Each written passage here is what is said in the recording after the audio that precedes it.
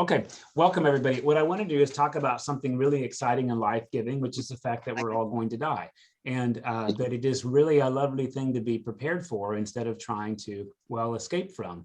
And I've got a document I'm going to put up to share that's meant to help orient us to this, frankly, opportunity.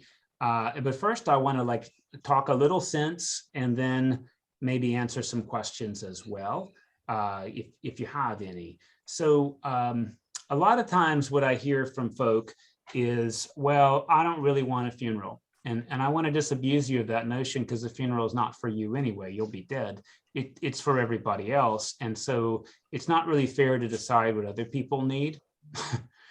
Most people, when they go to plan a funeral for a family or friends, what they really want to do is honor that person's wishes. And I do remind people, like, hey, there's their wishes and then there's what you need.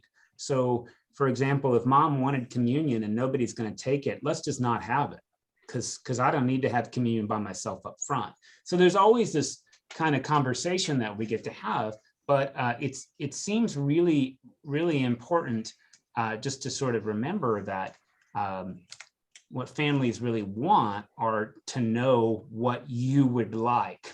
And you may say, well, I don't care. Then just pretend you did care and give them some guidance is what I would suggest, right? Like I used to do this with children. I'd say, hey, how would you do this problem? And they'd say, I don't know. And the response is, but what if you did know? And then they would at least hazard a guess. And so the question is like, what if you did want something for your funeral? What do you guess it would be?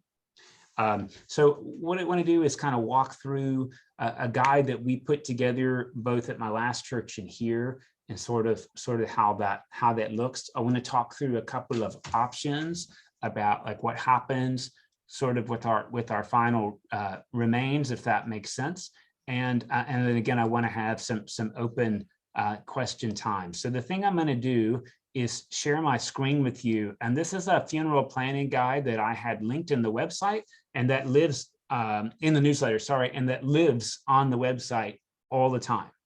And it's not perfect, but it's something. And I do want you to hear that this is like a lovely thing to pass on to your friends and your family and say, look, I don't want to be morbid and all, but like my priest said, this is really important, because I can't tell you how often people come in and they say, I have no idea what to do. I have no idea what mom would have wanted. I don't even know what I want.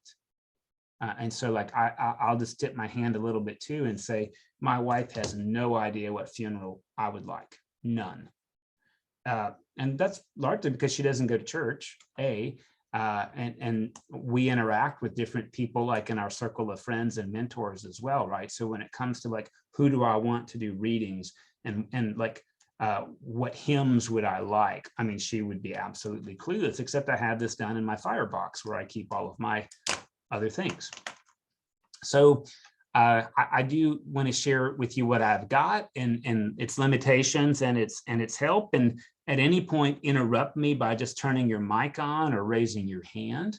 And again, the goal is that this would be a gift that you give your family and friends, and that it'll be helpful. So the first part is visitation, and I should just speak to this. I'm not a real big fan of visitation. This is something that happens in the Deep South, and it's often called a wake. And, you know, it usually involves like a coffin and an open coffin, and people come and they say like how natural the person looks. And I just want to be clear, like the person looks dead always. And that's okay if you want to do it. But I will say that we here at St. Thomas, anyway, I refuse to do open casket funerals. I refuse to do them. I've had probably 3 caskets in 7 years, which represents probably 50 funerals I've done, 3 out of 50, where we've had a casket here. One of them asked for a visitation, and we had it before the service to accommodate them pastorally. The reason I won't do an open casket is because it takes away from what the service is there to do. We're not honoring how the person used to look. We're honoring that they're in the arms of God with all of their foibles and graces alike. This is a very individual decision, and a lot of it has changed over the last probably 30 years. You know, so many people died in World War II and Vietnam, we just didn't want to look at dead bodies anymore. And that's sort of changed this. And people don't any longer really seem to need physical proof that the person has in fact died. Usually we'll take the word that they're dead without having to see them that way. There's nothing right or wrong, but like if having an open casket is really important to you at a funeral, it's a thing that you'll want to mark, knowing that I won't celebrate your funeral here, but I would always get a supply priest who would. And I hope you hear the reason behind that. It's not to be snarky. It's because I think it distracts from what the service is meant to do, which is recognize that God is holding people firm in God's arms already. A lot of people have come with the concern, hey, do I need to have the ashes there, or do I need to have the coffin there so that the clergy can bless the body? We don't bless the body. And we don't bless those. There's nothing blessed about our dead body or our ashes. We don't do that. So this really is an individual decision about what you'd like to do. And I would tell you, my policy is that I don't put photos in the church either. Photos belong in the narthex, in my opinion, not in the church, for the same reason I don't like to have flags in the procession, right? I mean, flags identify who we are, but they're not part of the liturgy. So there's the visitation. Now, what we do at St. Thomas is our Daughters of the King are extremely generous in putting on receptions, and those are lovely, but I'll put the bug in your ear. In my own funeral plan, the reception will be before the service. The reason for that is that my wife will know exactly how long she'll be on the hook. So here's how my plan goes. The funeral's at 10. The reception ends at 10:30 with the church service. Nobody knows the reception's at 10. They'll be told the funeral's at 10. They'll show up for the reception. At 10:30, they'll go into church, and then my wife will go home, and she'll get to choose who she has to comfort, because I've seen this as a clergy person. A lot of times people want to express like their sorrow or their solidarity with you, and you end up taking care of them instead of them taking care of you. You end up saying like, well, it's okay, I'll be okay. And this is just good to think through. A reception does seem really important to me. It's this really lovely opportunity for people to do some affirmation and come together. A lot of people will choose to have a meal with their more intimate people after the service, and that works out really well. And you can put that wherever you want in your plan. And I do want to say, I'm talking out loud.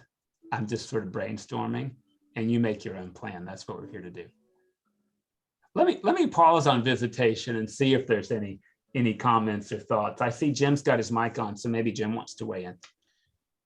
Yeah, one of the things to consider also is cost. Funerals are already pretty expensive, and the cost will go up significantly if there is a visitation with the body present. If there's a wake, I'm Irish, so we call it a wake. But if there is a visitation, the body needs to be embalmed, and embalming is a big cost. Now, frequently when there is when we're at the moment of death or just after the moment of death, our emotions are running so rampant that we don't stop to think about what's it going to cost. And we just throw caution to the wind and say, yes, go ahead and embalm. Well, that's sometimes thousands of dollars. So that's another consideration when you talk about visitation. Yeah, and Jim, you bring up a good point, which is that when you do this plan, it's also really good, and I'll get toward this at the end, to have a plan of like what particulars you'd like. And I'm not suggesting you prearrange a contract with the funeral home, but that you have an idea, not only what kind of service would I like, but what would I like for my final resting place, and how do I want this to play out? And it's not about right or wrong, it's just about being informed. And to be fair, my father had a plot, and his funeral cost $10,000, and that didn't include the plot. That included the coffin and the visitation and the funeral home. They had it there instead of a church. That included like the embalming, and the digging of the grave, but it was $10,000. And cremation's gone up as well. Many people are picking cremation because it's a little relatively more inexpensive, but a cremation cost can run up to about $2,000. One of the things that is important when we think about this too is timetable. A lot of people rush to do a service, and I just want to say, if you're doing a coffin, if the coffin has to be present at the service, obviously that speeds up your timetable, which is where having a plan will be really helpful. On the other hand, if you don't feel the need for your coffin to be there, you can have the service a little later than within 3 or 4 days. And I just want to suggest pastorally that might be a gift to everybody, because usually there's so much shock and paperwork that happens immediately that people just want to get the service over. It's a thing to do, and it doesn't therefore usually allow people to really be present at the service.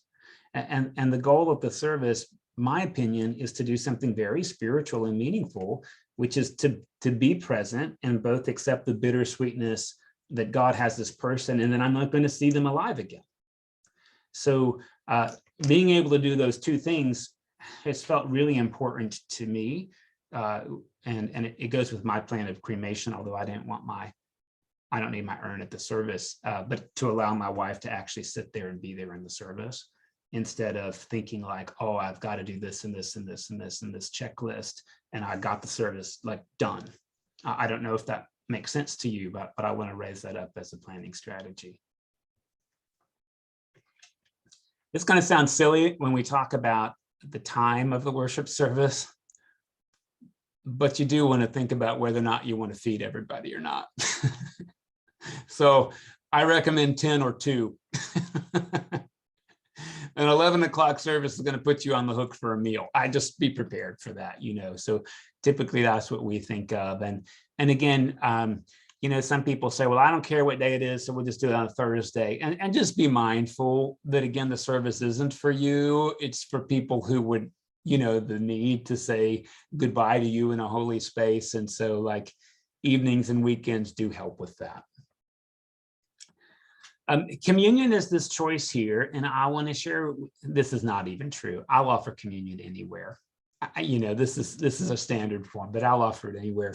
And, I want to disabuse everybody of this notion that communion makes a funeral like somehow better.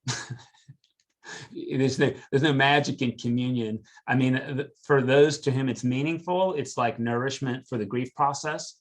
But I'll tell you, I do the same thing at weddings. Like when people come and they say like, well, most of my family's not going to take communion, but we'd like to. I say, well, how about at the rehearsal then? Because, it's really tough for me as a priest to offer communion to 70 people and only 3 are going to take it. I think it's not doing what we want it to do. And so, it's very possible that you say, well, if it were my preference, I'd have it, but like kids, please pick what you want.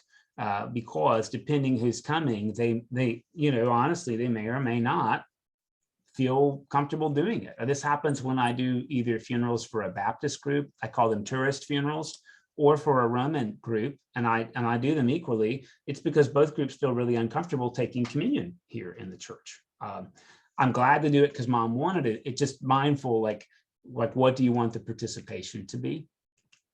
Knowing that it will not get you a better afterlife. I just want to be really clear, like it doesn't do that. It's meant to nourish us if it's going to do that. Services work like this. We only have to have a gospel reading if we're having communion. Otherwise, you pick your own readings. If you want to have communion, we have to have a reading from a gospel, and it could even just be Jesus wept, and we satisfy the canonical requirement. A lot of times people will look through what I'm getting ready to show you, and they'll say, this one was really meaningful to me. Or sometimes people are like, I don't even know. You're the clergy, you pick the readings. And a reminder to you that you can pick anything you want out of the scriptures. And depending on who your clergy person is, you can pick things that aren't in the scriptures. I mean, I've read I did a wedding, for example, where somebody read a poem by Khalil Gibran, which I thought was absolutely fabulous. Like I would almost recommend it alongside any of these scriptures because it was so touching, right? There's some prayers that come from the Jewish burial rite, the Kaddish, that I find absolutely lovely, that I probably want in my own service. So this is your chance to say like what you would like, so that your family and friends aren't really guessing. And what follows down here below comes right out of the prayer book. When you see these readings, remind you, at the normal Eucharist service, we have 4 readings. You can have more than 4, you can have fewer than 4. It's your funeral. Many people choose 2 Psalms. A number of people like the 23rd Psalm, and a lot of people also like the 121st Psalm, I lift my eyes up to the hills, and so they choose to have both. And you can absolutely do that. When you come to the service, you know, rite 1 and rite 2 is always up to you. What's really interesting is that many rite 2 people pick rite 1 for their service because it feels more solemn. I probably would pick it myself, actually, because it feels more solemn. And it just feels like one of those times where we go back to tradition for these life events like death, but that's totally up to you. Again, this is a checklist from the prayer book, but you choose your own adventure. And I think I've attached in the email all of these particular scriptures written out for you. You know, but I have people who are like, I don't like this reading. I want to read a different one. It's not can I, it's, again, the answer is yes, and it would be nice to know that. Here we come to hymns.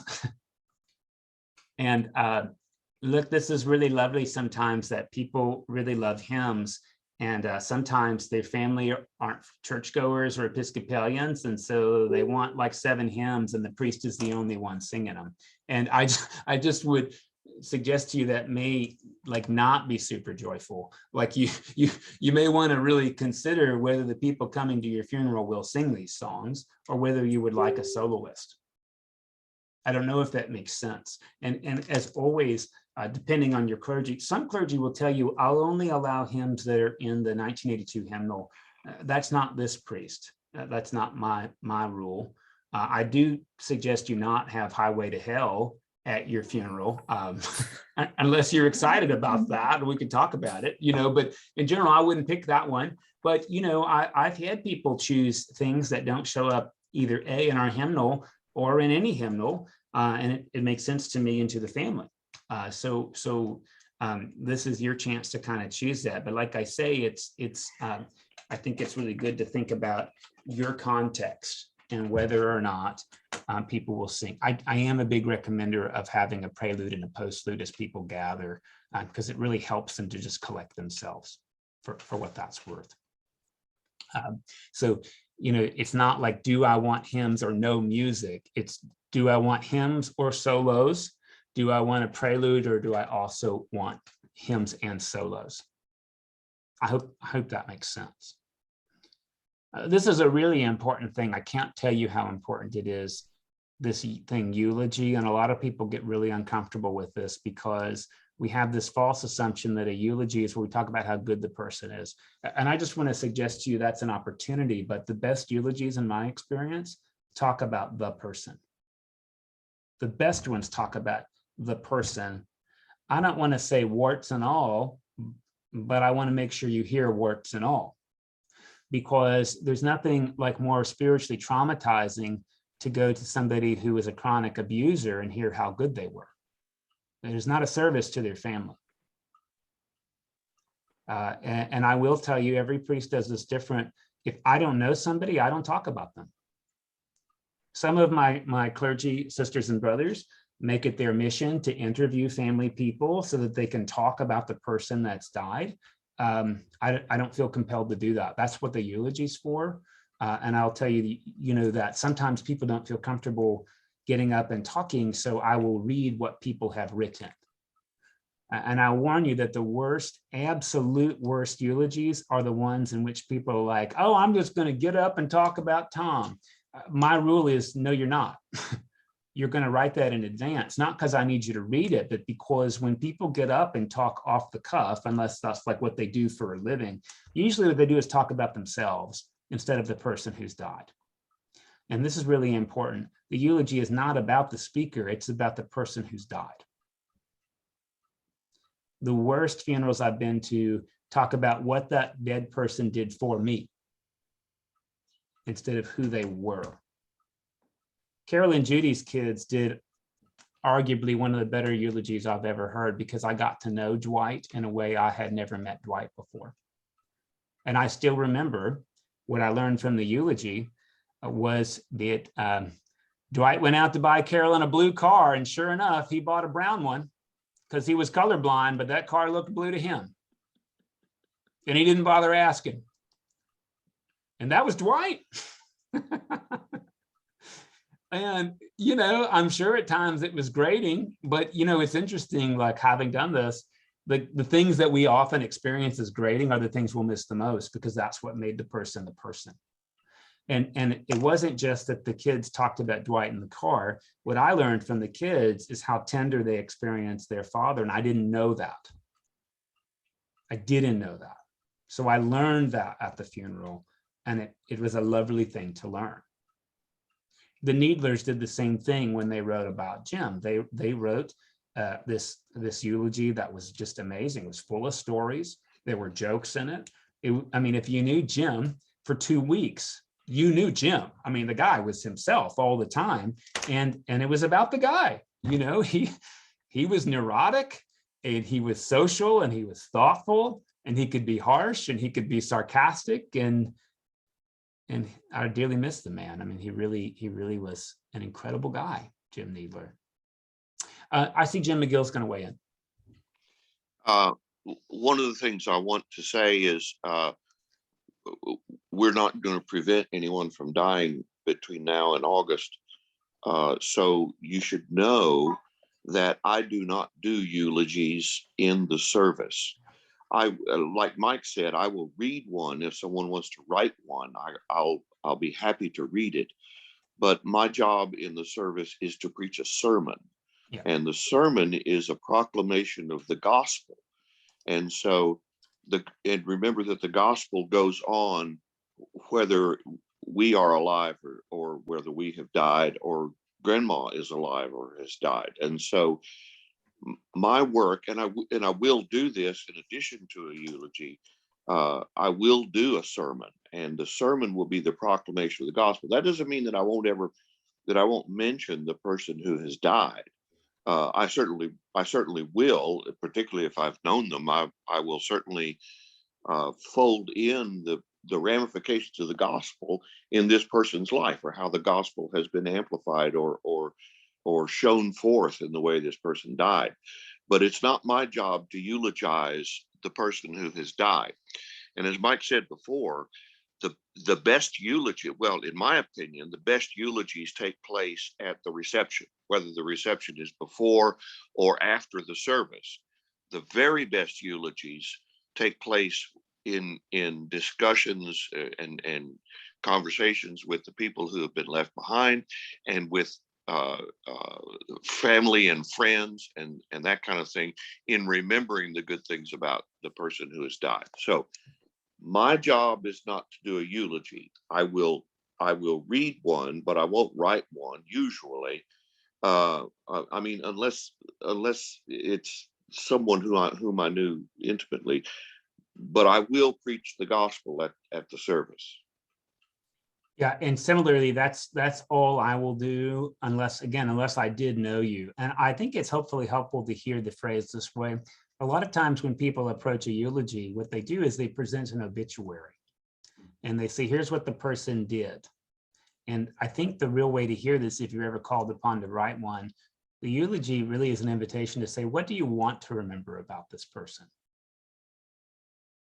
Not what do you remember? What do you want to remember?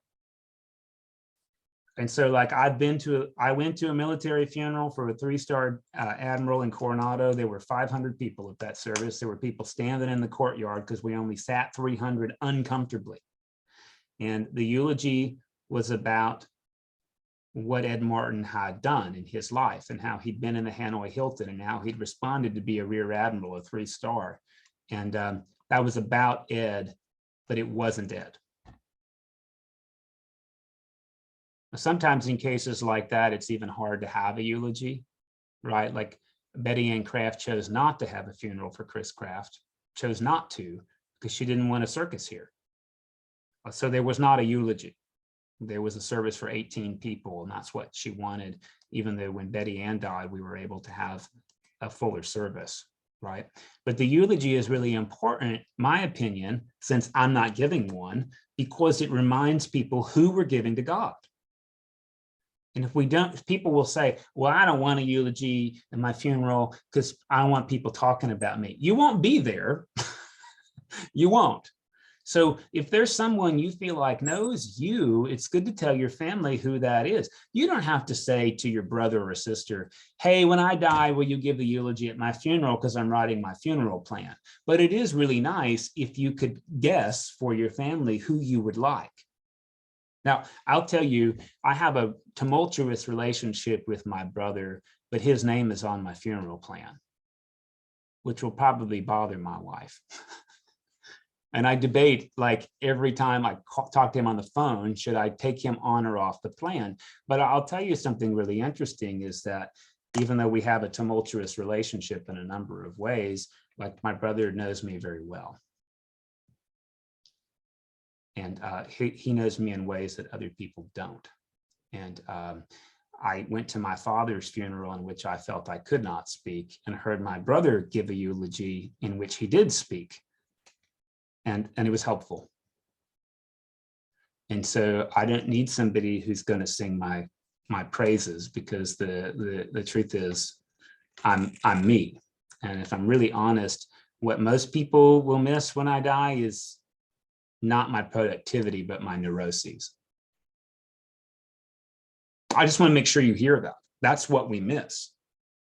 Because anybody can cook the meal or pay the bills, but it's how we do those things, that's what we miss.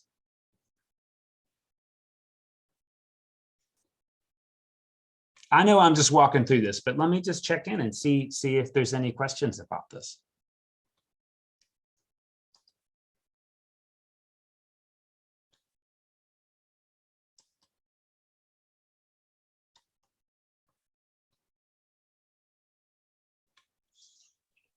I have to go pick up Linnell. Thank you, Jim. Thanks for coming in and joining us too. Look, here's the reception bit, and I do recommend having a reception everybody can go to, and then maybe a second reception for people you want to be around. So look, I'll just tell you, because my wife is not involved in the church community, a general reception for the church community will be good, but she doesn't know most of you all very well. So she will want to have an opportunity to be with people she knows. And I'd like to set that up for her, if that makes sense. I'd like her to hear that, hey, not only does she have my permission, but she has my recommendation that she do that. And this is really what a funeral plan does, is it gives people like permission. I don't know if that makes sense. The next page is really about what happens. So look, I don't think you need to go make a contract with the Crowder brothers, although you can. But I do think it's really good that your family knows what you want done with you. There's nothing wrong with embalming your body. There's nothing wrong with it. But Jesus does encourage us to count the cost, right? And consider how we want things done. And you'll notice here, right, that some people haven't, they're embalmed. There's a visitation, and then they're cremated. So it's really what you choose to do. But it is really good that you choose and you make your wishes known. My parents wanted to be embalmed and buried in caskets. I do not want that for me. I don't. Like, I'm very opposed to that for myself, but I will honor their wishes because they're theirs. Right? And so it's just good to know that. My wife doesn't know where to put me, so I've told her where to put me. And I do want you to know that a lot of times people say, well, if I'm cremated, just scatter me to the wind. And that's sweet for you, but what it does is it takes away an opportunity for family members to go to a place and remember you. So I talked to Carol and Judy about this, right? And I've talked to anybody who chooses cremation who wants scattering to say, scatter some And then maybe consider having a place you can go, even if you're not going to live there forever. We have such a place here. It's the Columbarium. I'm not trying to sell it, but what the Columbarium does is it gives you a place where you can sort of be mindful that so-and-so's like presence is here. But people don't really go to cemeteries like they used to. I mean, I hope we all know that. You know, when my dad was growing up, you went to the cemetery and you paid your respects and you trimmed the bushes and sort of like that. And I don't see that happening a lot anymore. I don't. But I do understand that there's something really helpful about having a place you can go. And like, just to tell you, the Crafts, like Chris Kraft, wanted to be sprinkled in Phoebus, Virginia, in a particular creek. And some of his ashes are going to go there, but the rest went in the Columbarium, so that anytime Christiane wants to come around, she can come around to that place, because she's not going to Phoebus, Virginia more than that one time. I don't know if that makes sense what I'm saying, but you can always split ashes. And by the way, you can split ashes into as many portions as you want. But having a place to go is helpful. And, you know, I'll let you know that some people, and you'll see it here, here's the burial wishes. They want columbarium in a church. Some people want sprinkling on the grounds. And I'll let you know about Texas law now. Texas law forbids you from burying people's ashes in the ground unless it's in a cemetery, but you can scatter them anywhere you want. So we did have a lady who was involved at the school called Marjorie Davidson, and she spent years at the school as a musician and a tutor, and she's been scattered on the playground in keeping with Texas law. I do think we're very close to building what I'm going to call a scattered garden outside of the sanctuary here that's anchored by a labyrinth that is essentially a memorial garden. So people may not know where you're scattered, even though the church will keep records of that. Like, we'll know where you were scattered. And you might be scattered into a hole that just happened to be there, and then the next day was magically filled in, so that we don't violate Texas law, which is silly anyway, right? Like, ashes are organic and they don't affect the water table at all. And you can scatter people in Clear Lake. I mean, just to be really clear about this. But it's just good to think through, is there a place that's special to you that you would like your kids and people who knew you to be able to come to? And it's good to know also, when you talk about counting the cost, to count the cost of that. So I do usually recommend that that's something you take care of well in advance, whether it's a cemetery plot or a columbarium spot or something like that. I don't know the going rate on cemetery plots. They're pretty pricey though. Like, I think they tend to be thousands of dollars for the plot, not including the coffin and the embalming. Like, as I mentioned to you, we do have a columbarium here. It's like the cheapest place around, actually. And it's $1,000 for a interment. And I'm sitting here next to Eric Ellis because they have one at St. Christopher's, and ours is like considerably cheaper than theirs. Like, probably half the cost. 2/3. What is it at St. Christopher's? $3,000. It's $3,000 at St. Christopher's to be interred in their columbarium. So, and if you, the memorial garden is your thing, there's a few people who have already made deposits, and they've told me, I'm going to leave my ashes on your desk until you build that garden. Hopefully it'll be here pretty soon, but that obviously is less money. There's a charge to it because we'll have a plaque and there's some maintenance to it, but that's about it. That's my wish, is to be interned in the ground.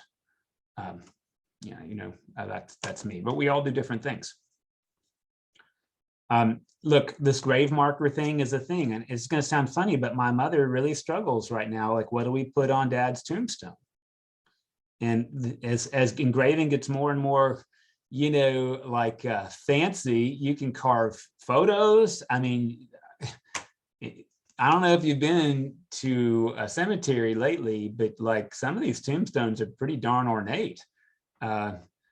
We've tried to discourage our mother from doing that, but you know, you always pick not only like what you want to put on there, but an epitaph as well.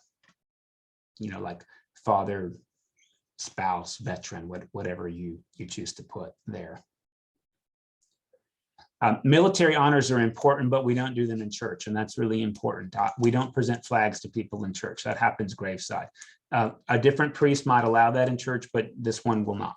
So I do military honors at the graveside, but I do not do them in church because, hey, that's part of your life, but that's not actually what I'm commending to God. It is good for your people to know whether you qualify for them or not. I came from a Navy town, San Diego, and a lot of people chose a military burial, and it's just good to know, like, that is very complicated. There's increasingly little space, and a lot of people wanted to be buried in Point Loma in the military cemetery, and it's full.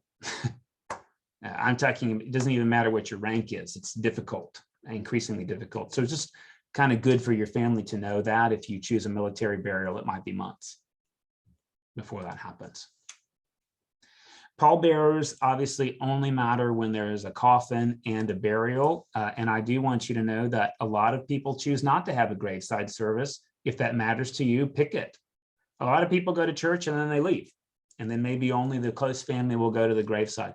The prayer book has both services, and I'm always willing to do them both. And sometimes I can tell you, I'm going to do a service probably this week for a non-parishioner. We're not going to go into church at all. It's going to be a graveside service. And I've gotten to where I just do the regular service at the graveside, because the graveside service takes 3 minutes. So if I go to the graveside and we haven't had a service, I'll make it the full, just so you hear, the full 15 minutes, not the short 2. And this is good to know how long a funeral takes. If there's not communion, it takes 20 minutes. If there is communion, it takes 40. If you add hymns, it takes however long those are. Just to give you a time sense. Memorials and wills. Please have a will, please. And like do that this week. Even if you just write it on a piece of paper and it's not like legally binding, please have a will. And because your heirs will have no idea. And my mother has done this thing that a lot of adults are doing. She's saying now, like, hey, grandkids, do you want this china? Do you want this silverware? So that she has an idea what people want, and the other stuff she's already cleaning out. And my mom is in great health, I hope. Like, inshallah, my mom's got like 25 more years ahead of her, because she's only 75. But it's just sort of good to have a sense of like who wants what and when. And if people don't want it, to just say, like, do what you want with it. That is kind of really helpful. I don't have a will, I have a trust. And that's really important to me because it has guardians and custodians about what happens with our finances on behalf of our children when we die. And it's always worth talking to a lawyer about the benefit of a will or a trust. I mean, actually, my trust has wills in it as well. But what's great about having the trust is that none of our assets will be delayed in probate court. So, like, upon our death, my kids can, or the custodian of my kids, get everything, and they don't have to wait 2 or 3 months for probate. Something that's helpful to know: my mother has added my name to her checking account, and that's because should something happen to my mother, and she's incapacitated, I can use her money to take care of her. Not everybody feels comfortable with that. That takes trust. And she's added me and not my brother, not because she doesn't trust him, but she's chosen me to be the executor of her will. And so we've already done that. And my mother's given me power of attorney over her medical care. You don't always need that, but it can be really helpful, especially if you've got 2 children or you've got competing rights. We have, my wife and I, we talk about this every now and again. It came up casually yesterday, like advanced medical directives. And that's really, really important because you don't always know what the people you love, what they would have wanted. And you can be pretty precise. I'll tell you, as a chaplain in a hospital, you do have to advocate for those. So if somebody's chosen do not resuscitate, you have to tell the doctor, like, make sure that's in the chart. Because if it's not in the chart, they're not going to do it. It's really important. Like, if somebody's dying, they'll bring in the crash team and start doing like CPR and the shock paddles, and the person may not have wanted that. So it's really important that you have those wishes and that they get charted. And that's just sort of a thing. Even if it's you going to the hospital, you can say, I'm a DNR, put that in my chart now. And states have gotten much better. 15 years ago, you could have an advanced power of attorney in the state of Georgia, and your next of kin could do whatever they wanted, regardless of your wishes. Now states are saying that you have to honor those advanced medical directives. And look, like I've been really specific with my wife, like, hey, I don't want 50-50 odds. We're only doing extreme interventions for me if there's an 80% chance that it's going to be helpful. Now you may say, Mike, that's crazy, but that's my choice, not yours. And this is what my will says. Because the odds of winning Russian roulette are 80%. And so I would like to have those same odds. And I met yesterday with people who were with this man who was dying on hospice. And as I mentioned, gave him like a form of prayers to the time of death. And the son said in the room, hey, look, dad's on hospice, but I don't want my dad starving to death, and I don't want him dehydrating to death, and I don't want him suffocating. So he's got oxygen in his nose, and he's got the feeding tube, and he's got the hydration IV. And please give your kids the gift of knowing when you want that.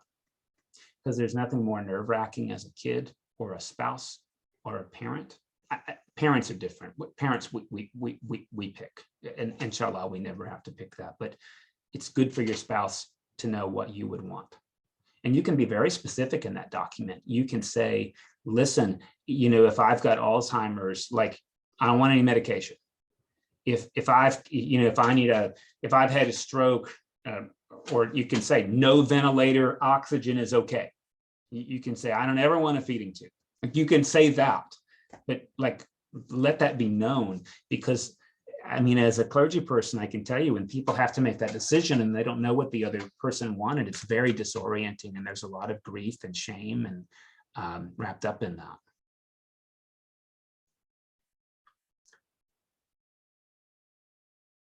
It's okay to remember your church and your will. And I'm not saying that because it benefits us, but remember, your will reflects your values. And I've often met with people who spent their life in the church and their kids aren't church people. And we always come to this part where I say, at the back of the bulletin, it's up to you, but we often put in lieu of flowers, donations can be made to blank. Because a lot of people don't want, $1,000 of flowers in their house. And it's amazing how many times kids will say to me, like, well, I don't know, like dad was into literacy, so maybe something like the library. And like sometimes I do say, well, my sense is actually the church really mattered to your dad, and I just want you to know, like, the church really mattered to your dad. And hey, look, if the church matters to you or literacy matters to you, go ahead and say it matters to me and put it in the document so that people aren't having to guess. I don't know if that makes sense.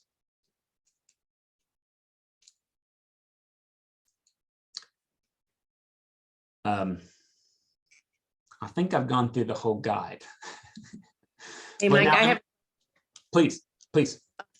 You said it lives on the website, but where do we find this form? Yeah, thank you for asking me that. The one's broken in the email? I got the... Okay, let me do this, Kathy. Let me hit the share screen button and show you where it lives, okay? Okay. All right, so here we are at a regular Google page, and here's our website. And let's see, I think it's under life events. So it's under worship and life events, and here's baptism, here's weddings, here's funerals, and here it is right here, download our guide for a Christian funeral. And that will take you right to this form that we just went through. I also have hard copies, and look, it's not unreasonable, and I have a filing cabinet dedicated to this, that you fill this out, and not only do you put it in your firebox, but you give a copy here and we'll hold it in the file. And when people say, oh, like mom was a member here, or, like my sister was a member, and I don't know, can you help with the funeral? Yes, I can help. Here's what she wanted. And let's talk about whether you want to do that. But I do want you to hear, I do always say, is that going to be life-giving for you? But in general, people want to do what you picked for yourself.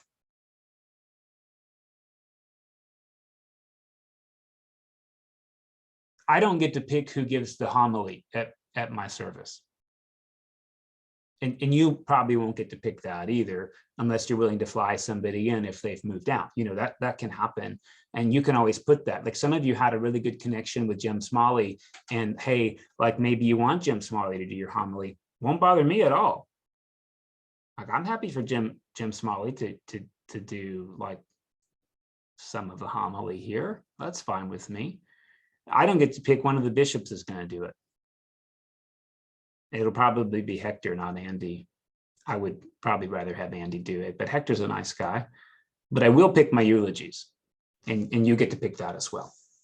And I will tell you that, like when we leave a parish, we're not supposed to do anything for a year at the former parish. Like when I left Coronado, I'm not supposed to do anything for a year. Look, you know, I get why we have that guideline, but if there's somebody you love who knew you, ask for them. I mean, you know, really. And if the rector of the place has a trouble with that, then just pray for them.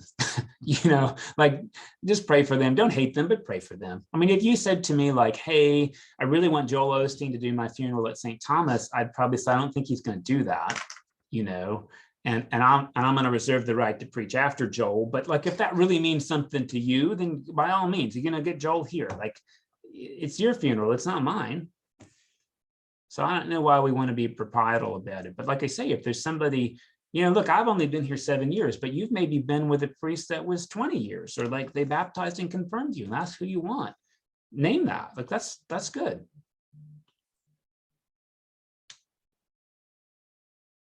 I'm off screen, but the legal and business matters of like signing your name or a checking account that you mentioned. Yeah. I came across something for my mom, which I always have passed on to people. It's called Pay on Death, the POD. And it's kind of equivalent to that, but it keeps all of the person, it keeps all their accounts. The moment of their death, it transfers over to whoever they've appointed. It's a very valuable tool that's not known by many people. Did everybody hear that? Whether it's the bank or an investment company, there is a thing you can do called payable on death, where when somebody produces a death certificate, that can go right to you. Now, you do need to remember that sometimes a death certificate can take 2 weeks to show up, because it depends on like the county coroner. And it's also good to remember, you may say like, hey, you know, Pop died on Wednesday and wants to be cremated, and we're going to have his ashes at the service Saturday. You probably aren't, unless you own a crematorium. Like it sometimes takes time. And I've seen it take a day, but I've also seen it take 2 weeks. And that's where it's good to just be mindful of that. And you can get really stressed thinking I got to do it right now, but you don't got to do it right now. Like you really are allowed to take your time. And even if you want to, you know, like a coffin burial, there's nothing wrong with that. You don't have to have the coffin at the service.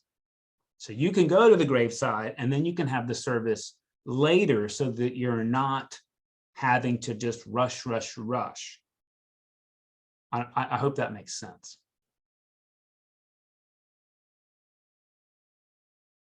I do want you to know, some people have said, well, look, you know, if I have a family member at a columbarium in another church, then I have to stay a member at that church if I, you know, want to be buried there with my partner. And that actually is usually not the case.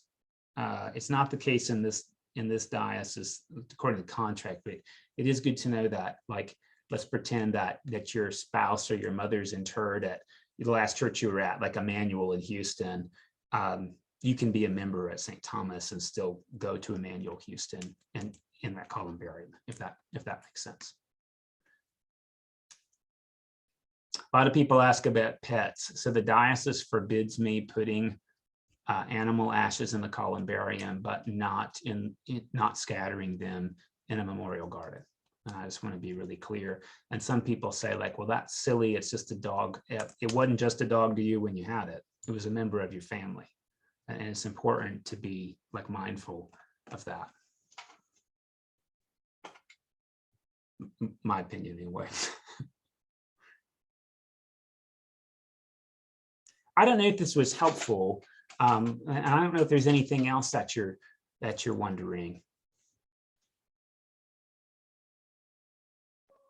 It was helpful. Thank you, Mike. You're most welcome. And I actually think it's a pretty good service to tell your friends and family, like, hey, like, I don't feel comfortable being an evangelist necessarily, but my priest was talking about planning a funeral and like, seems like a good idea. I'll go ahead and tell you, even though my mom can watch this, there's the funeral my mom wants and she's not getting that one. No, I'm serious. My mom wants to have an open mic at her funeral so all her grandchildren can share about her. I'm not doing that because I know it'll be a disaster. No more than 3 eulogies and no more than 5 minutes apiece. Otherwise, it starts to like become oppressive, you know. And open mics encourage people to get up and like stumble and ramble who really didn't want to talk at all, but they feel like they're supposed to, you know. My mom wants her preacher to do her funeral. I'm doing that funeral. Her preacher is not doing that funeral. I did not do my dad's because that just was not something I could do. I'm doing the Episcopal funeral for my mom. And she doesn't like that, then she should pick my brother to do her funeral. And she won't because he's Jewish. So this is how it's going to go. And that's because I know what I need. And what I do not need is to hear somebody talk about how my mom is a rose in the garden of heaven or something like that. That's unacceptable to me. So it will be difficult for me to talk about my mother, but it's important to me. And I just want you to hear there's like her plan, and then there's what I'm going to do. And this is in every family. So there is a conversation, and I'll honor what she wants as best as I can. The open microphone will happen at a reception, but it will not happen in a service. And that's the way in which I want to honor that. And if her preacher wants to talk about her and not give the homily, that's fine. But I'm giving the homily. So please hear, I'm talking out of both sides of my mouth, but I'm also reminding you that the funeral is not for you, you're dead. It's for everybody else. And we have to consider what we need alongside your wishes, and we do them together. I'm not going to have Episcopal hymns at my mom's funeral because that's not her music. So I hope that makes sense about how I intend to balance that out.